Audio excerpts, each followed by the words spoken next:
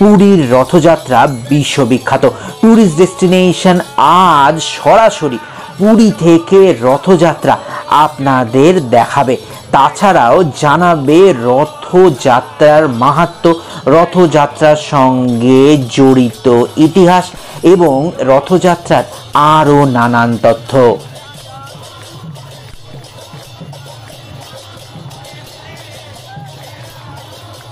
জগন্নাথ অর্থাৎ বিশ্ব ব্রহ্মাণ্ডের ঈশ্বর। জগন্নাথ স্বরূপে আসলে বিষ্ণুর পুজো করা হয়। আষাঢ় শুক্লপক্ষের দ্বিতীয়া তিথিতে রথযাত্রা উৎসব পালিত হয়। এই দিন জগন্নাথ, বলরাম ও সুভদ্রা রথে করে উনার মাসির বাড়িতে যান। এই বছর রথযাত্রা আরও বিশেষ, কারণ এই বছর রথযাত্রা পড়েছে দুদিন।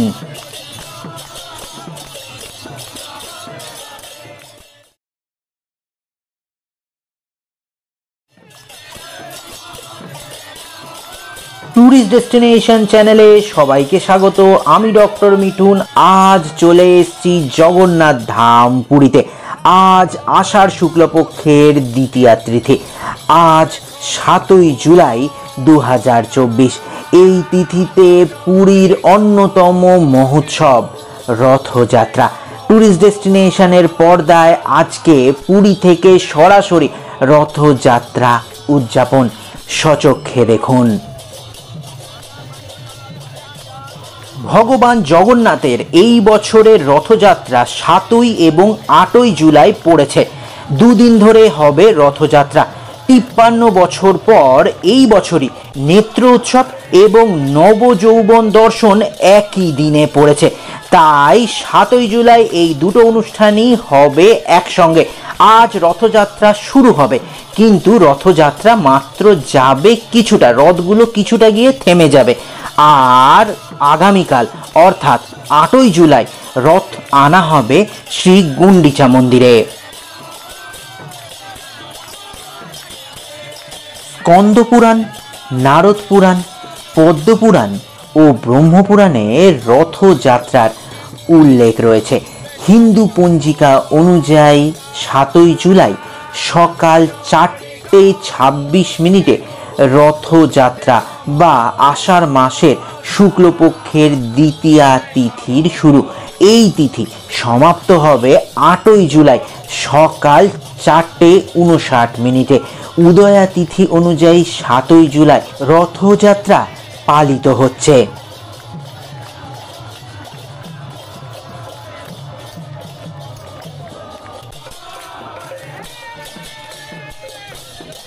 জ্যৈষ্ঠ মাসের পূর্ণিমা তিথিতে জগন্নাথ দেবকে স্নান করানো হয়।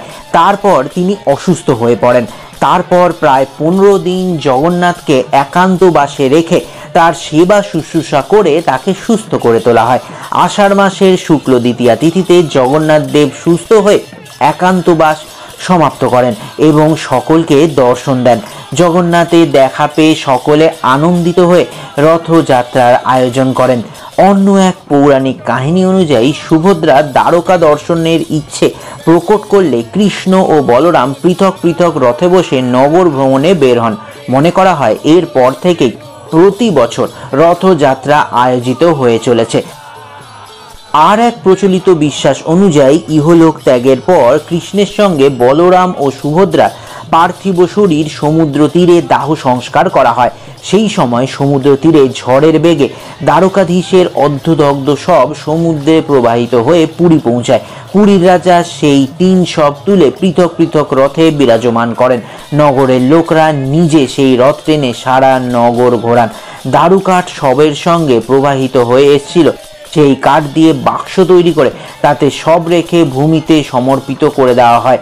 চারণ পুস্তক অনুযায়ী এরপর থেকেই প্রতি বছর রথযাত্রা পালিত হতে শুরু হয়। শাস্ত্রমতে নিম কাঠ দিয়ে জগন্নাথ, বলভদ্র এবং সুভদ্রার রথের নির্মাণ করা হয়। বসন্ত পঞ্চমী তিথি থেকেই রথের উপযুক্ত কাঠ দিয়ে নির্মাণ তৈরি হয় রথের। রথ নির্মাণে পেরে, কাঁটা বা অন্যান্য কোনো ধাতু ব্যবহার করা হয় না। যে 3টি রথে জগন্নাথ, বলরাম এবং সুভদ্রা মাসির বাড়িতে যান তাদের প্রত্যেকটির পৃথক নাম ও বিশেষত্ব আছে। জগন্নাথের রথের নাম নন্দীঘোষ। 16 চাকার এই রথ 45 ফুট উঁচু এবং লাল ও হলুদ রঙের তৈরি হয়। এই রথের পতাকার নাম তৈলক্যমোহন। এর রক্ষক গরুড়, সারথি দারুকা। যে দড়ি দিয়ে জগন্নাথের রথ টানা হয় তার নাম শঙ্খচূড়া।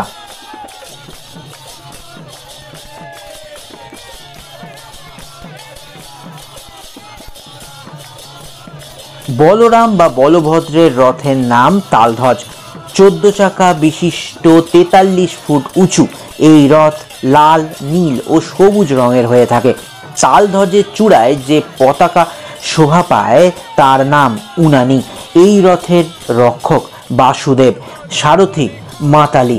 দড়ির নাম স্বর্ণচূড়া। শাস্ত্রমতে সুভদ্রার 12 চাকার 42 ফুট রথের নাম দেবদলন। লাল ও কালো এই রথের পতাকার নাম নন্দিক। এই রথের রক্ষক জয় দুর্গা, সারথি অর্জুন ও দড়ির নাম স্বর্ণচূড়া।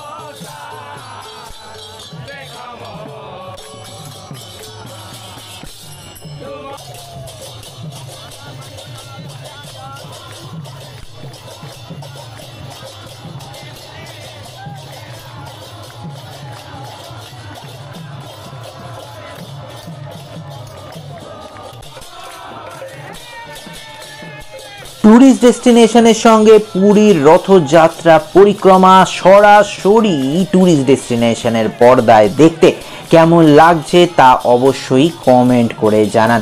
আপনাদের ভালোবাসায় আজ আমরা পরিপূর্ণ। জয় জগন্নাথ অবশ্যই কমেন্ট বক্সে লিখুন এবং জগন্নাথ দেবের আশীর্বাদ অবশ্যই সংগ্রহ করুন। পুরীর জগন্নাথ দেবের রথযাত্রার মাহাত্ম্য, রথযাত্রার ইতিহাস এবং রথযাত্রা কিভাবে হয় সব কিছু আপনাদের দেখালাম এবং পুরী থেকে রথযাত্রা আপনারা সরাসরি দেখতে পাচ্ছেন ট্যুরিস্ট ডেস্টিনেশনের পর্দায়।